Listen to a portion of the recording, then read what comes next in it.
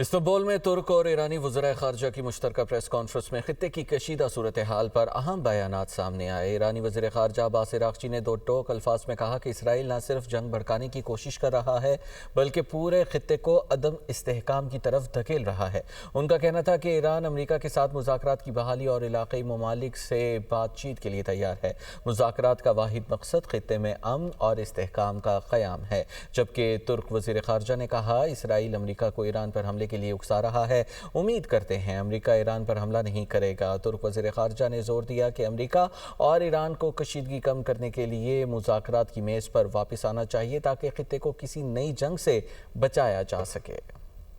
Istanbul میں ترک اور ایرانی وزرائے خارجہ کی مشترکہ پریس کانفرنس میں خطے کی کشیدہ صورتحال پر اہم بیانات سامنے آئے۔ ایرانی وزیر خارجہ عباس عراقچی نے دو ٹوک الفاظ میں کہا کہ اسرائیل نہ صرف جنگ بھڑکانے کی کوشش کر رہا ہے بلکہ پورے خطے کو عدم استحکام کی طرف دھکیل رہا ہے۔ ان کا کہنا تھا کہ ایران امریکہ کے ساتھ مذاکرات کی بحالی اور علاقائی ممالک سے بات چیت کے لیے تیار ہے۔